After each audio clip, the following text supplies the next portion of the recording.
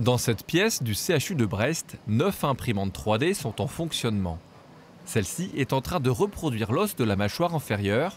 Il ne sera pas implanté sur un patient, mais contribuera à mieux le soigner.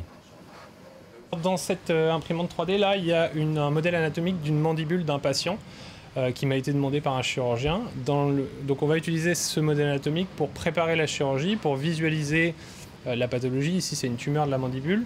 C'est un chirurgien qui a besoin de cette réplique pour préparer ses chirurgies, savoir comment il va aborder, comment il va positionner le patient, quels outils il peut utiliser. Donc c'est utiliser le modèle anatomique pour faire de la préparation pré-chirurgicale.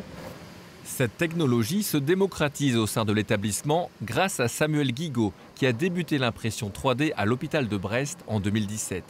La première pièce reproduite était un anévrisme. Cette fragilisation de la paroi artérielle nécessite une intervention chirurgicale. Pour décider qu'est-ce qui doit aller dans l'anévrisme pour le boucher, eh bien, il va y avoir des tests qui vont être faits avec différents matériaux pour voir lequel est le plus approprié pour arriver à boucher l'anévrisme. Le fait de s'entraîner avant à faire un geste sur un cas particulier, ça permet ensuite d'aller beaucoup plus vite quand on le fait en réel. Et on peut imaginer en pédagogie la même chose. C'est-à-dire que des étudiants qui se sont entraînés sur du matériel faux, le jour où ils vont faire dans la vraie vie, ils seront beaucoup plus compétents.